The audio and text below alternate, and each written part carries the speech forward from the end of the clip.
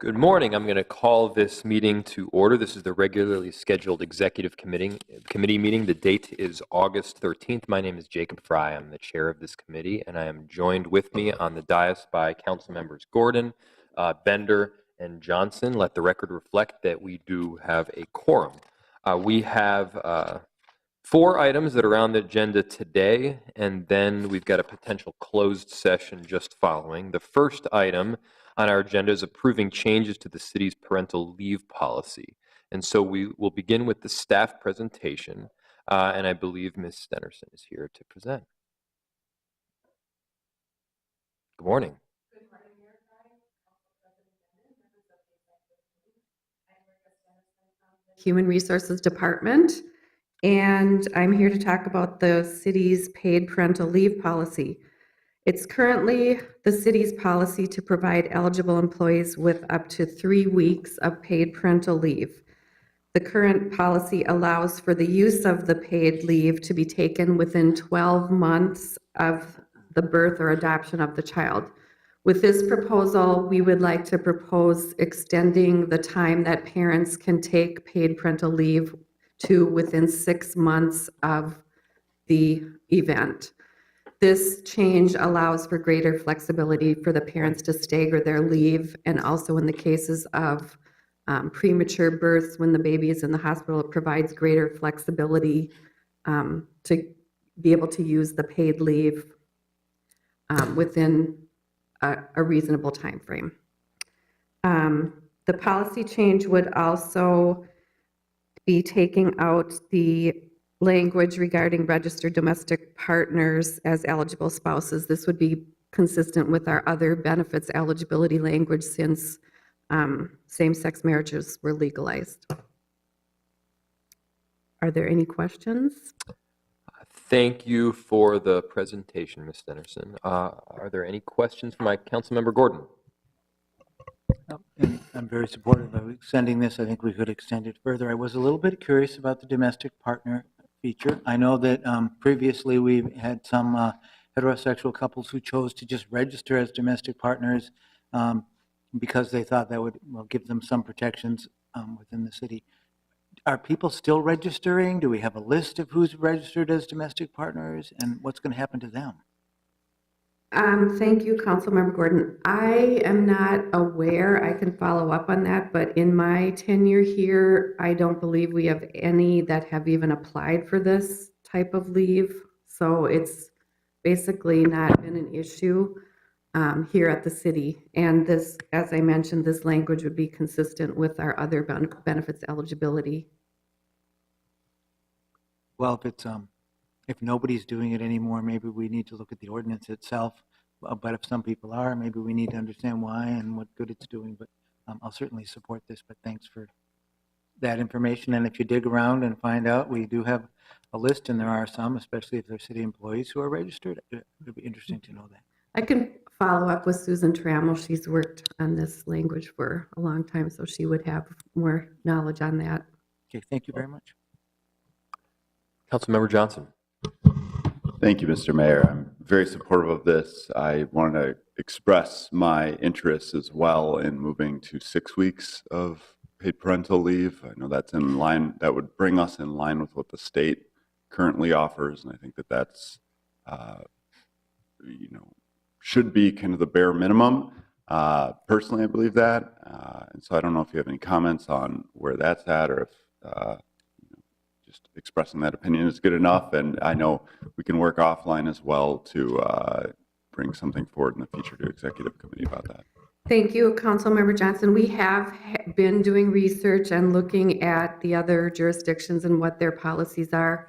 There have been some initial conversations, and we're planning to come forward later this fall looking at our leave policies in general and potentially working on some recommendations around that. So we can certainly work offline as well with additional information. Great, thank you.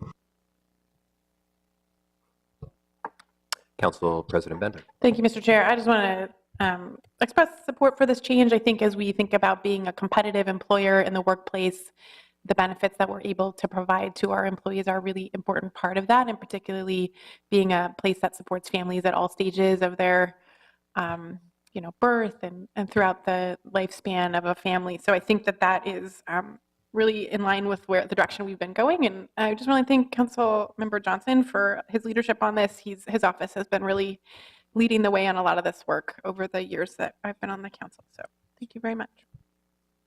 Thank you. Council Vice President.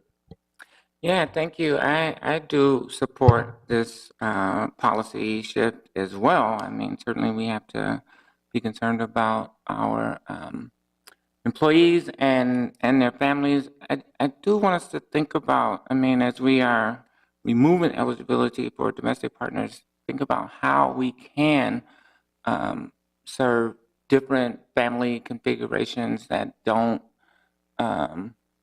include marriage as a part of their family structure, because we know that different family types do exist. And so how can we as an employer really think about supporting those families as well? So hopefully our Human Resources Department can help us think about some of those issues.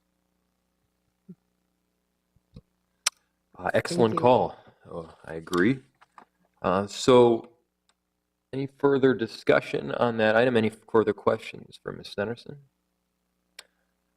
Seeing none, I'll move approval of these changes and refer them to the City Council.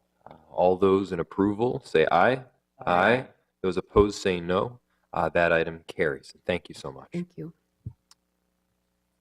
So next we have 2 appointed positions in the City Coordinator's office, the Director of Strategic Initiatives and the Director of Strategic Management. We can handle these items, I believe, simultaneously.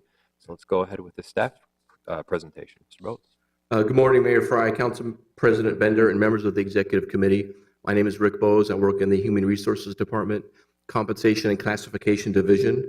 We're here to ask that you please consider approving 2 new appointed positions in the City Coordinator's Department, Director of Strategic Initiatives and Director of Strategic Management. Reporting directly to the City Coordinator, the proposed positions will be the deputies to the department head. The Director of Strategic Initiatives will be responsible for oversight of citywide strategic initiatives, including environmental justice, sustainability work, racial equity initiatives, place-based strategies, arts and cultural strategies, and other complex cross-departmental projects. The second position, Director of Strategic Management, will be responsible for strategic management activities for the office. The position will oversee the management, administrative, and operational aspects of the City Coordinator's office, including office budget, business planning, team development, and workplace culture. It will lead the teams responsible for enterprise and department strategic planning analysis, reporting, innovation, continuous improvement, and other citywide functions. We ask that you please adopt the findings that both of the proposed positions meet the criteria in Section 20.1010 of the Minneapolis Code of Ordinances, City Council, to establish appointed positions. We ask that you please approve the appointed positions of Director of Strategic Management and Director of Strategic Initiatives, both of which are evaluated at 665 total points and allocated to grade 14. We ask that you please approve the salary schedule for the proposed positions, which have a salary range of $123,288 to $146,149 in accordance with the adopted compensation plan for appointed officials effective today, August 13th. We ask that you please refer this matter to the City Council for consideration. With your permission, I would like to turn over the presentation to Ms. Nuria Rivera Vandermeide, City Coordinator, to expand on the role of the positions and answer any questions you may have. Thank you, Mr. Boats. Any question from Mr. Boats before it's turned over to Ms. Rivera Vandermeide? Thank you. Thank you. Committee members, I am so happy to be here today with these positions, and I ask that you approve them moving forward. As many of you know, my former role as deputy encompassed most of what these 2 positions are intended to do. And when I took the role of city coordinator, I really, because I had lived experience, thought, hard around what we wanted to do in our office and really wanted to divide these work. It should be very similar, in fact, to, oh, I don't know if that's there, but we can send an org chart, but it's similar to what we have done in budget, which is to separate our work into what I would call the tools by which we accelerate and drive our work, which encompass the continuous improvement, the innovation team, our results strategic planning team.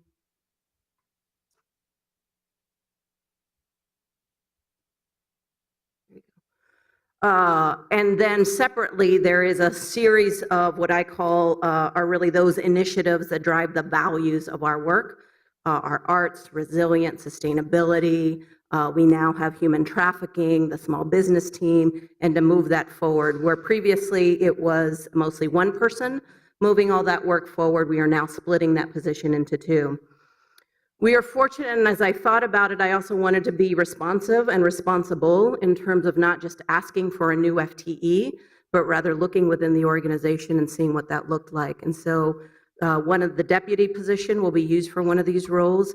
The previous manager of results or strategic planning and analysis will be another position that is repurposed to serve as a director, with the intention, and I've been very clear about this vision with staff as well, that as the innovation team continues to flourish in the city, they're very aligned with our results team, and so forging a combined team is what we will do moving forward. So with that, I'm happy to stand for questions, but very excited to be able to move these two positions forward. Thank you, Ms. Rivera-Vandermeide. I'm very supportive of this change. Looking back to when you were the deputy, I think it was very clear that there were a ton of people reporting to you either directly or indirectly, and I think it makes sense to break some of this work up for efficacy purposes. Any discussion on this item? Any questions for Nuria? Councilmember Johnson? Thank you, Mr. Mayor. Not a question, but just a comment on it. You know, I've been very impressed with your work, both from when you started at Regulatory Services and then as the deputy coordinator, now as the coordinator, and I'm happy to support your vision of this work and excited to see the results that it'll bring to the city. And I expect there will be good things because that's what you've been doing, and I appreciate all the hard work. Thank you. Councilmember Gordon? So it looks a little bit like we're replacing one position with two. Where's the funding coming from? Is there some other unfulfilled positions then in the department that we're using to fund these? There have been, Chair Fry, Council committee members, Councilmember Gordon, there have been some unfilled positions and some salary savings, but we are also right-sizing some of the positions. So the deputy position is graded at a different grade than the former deputy position. The manager position will come up slightly. And so in the balance, we have worked through finance to make sure that those align. And it's covered in existing budget? It is. All right. Thank you very much. Council Vice President? Thank you, Mayor. I'm just curious about, you mentioned the innovation team and rolling that into results. Can you say more about how that would work? Chair Fry, Council Vice President Jenkins, the innovation team was, as many of you know, a 3-year effort, and that has been extended obviously through funding in coordination with Bloomberg. It was intended to be a resource for cities to be able to be innovative without the fear of failure with a budget concern, with a budget attached to that.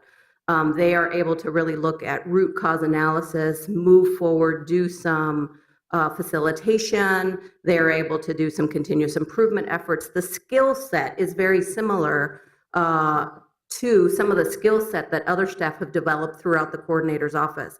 The strategic planning and analysis team also uses data to drive their work, similar to the innovation team. And it seemed right that we could have efficiencies having those teams do more cross-function work with each other. They're already doing that.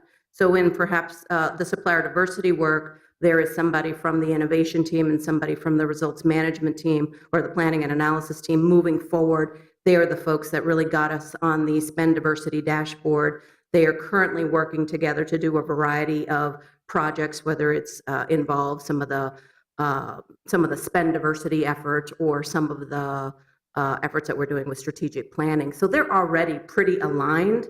This is now brings it into one team and allows us as an office to take intake. So a department comes to us and says, I need visualization, or I need to figure out what the root cause of this issue is. I need to do a process improvement.